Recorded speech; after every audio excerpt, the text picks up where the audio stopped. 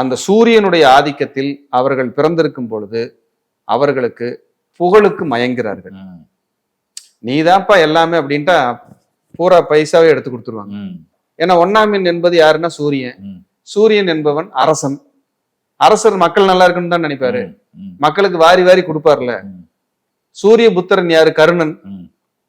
தூக்கி விட்டு பேசுனா கர்ண மாதிரி இருக்கிறத பூரா கொடுத்துருவாங்க. கர்ண மாதிரி இருக்கிறத பூரா கொடுத்துருவாங்க. யார் நல்லவங்க யார் கெட்டவங்க தெரியாம. ஆனால் சில நேரம் இவர்கள் தன் குழந்தைகளை பற்றியோ தன் தாய் தந்தையரை பற்றியோ கவலை கொள்கிறார்கள். இவ்வளவெல்லாம் நான் செஞ்சிருக்கேன், என்னை மதிக்கலையே, எனக்கான ரெகக்னைஸ் கொடுக்கலையே, எப்படி நினைச்சா வேதனையா இருக்கு அப்படின்னு ரொம்ப கஷ்டப்படுவாங்க. நல்ல நம்பிக்கைக்குரிய நண்பர்களை கூட வச்சிருப்பாங்க.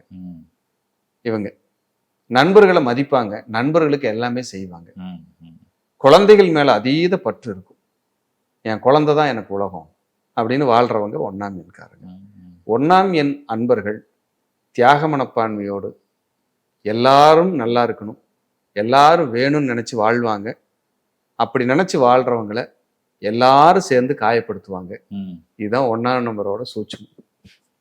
அடுத்தவங்க நல்லா இருக்குன்னு நினைக்கிற இவங்க ரொம்ப கஷ்டப்படும். ஆமா, இவர்களுக்கு பிரதோஷ வழிபாடு, சிவன் வழிபாடு, அண்ணாமலையார் வழிபாடு, காலபைரவர் வழிபாடு, காவல் தெய்வ வழிபாடு, சுவாமிமலை முருகர் வழிபாடு, இது எல்லாமே அருமையான ஒரு பரிகாரமா இருக்கு.